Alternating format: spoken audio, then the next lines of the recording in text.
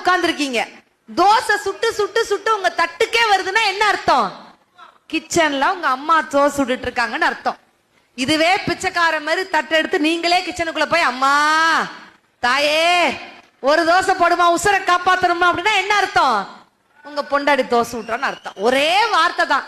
அம்மா கேட்கறதுக்கும் மனைவி கேட்கறதுக்கும் வித்தியாசம் இருக்குது. உடம்பு எப்படிப்பா இருக்கு அம்மா, உடம்பு எப்படி இருக்கு மனைவி.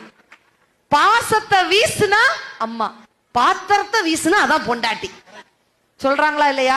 ஆனா ஒருத்தர் எங்க வீட்டு பக்கத்துல ஒருத்தர் வந்து சொன்னார், கரும்பு கடைக்காரு பொண்ணை கட்டி என் வாழ்க்கையே போச்சு மேடம்னாரு. ஏங்க கரும்பு கடைக்காரு நான் நினைச்சேன்னா ஜூஸ் போட்டு குடிக்கலாம், அதெல்லாம் ஜூஸ் தான் குடிக்கிறோம். கோவம் வந்தா 2 அடி அடிச்சா கூட பரவாயில்ல மேடம், போடு சக்க மாதிரி புளிஞ்சு எடுத்துருதா வலி தாங்க முடியலன்னாரு. இன்னொருத்தர் வந்து சொன்னார், டாக்டர் பொண்ணை கட்டிட்டு என் வாழ்க்கையே போச்சுன்னாரு. டாக்டர் பொண்ணு என்னங்க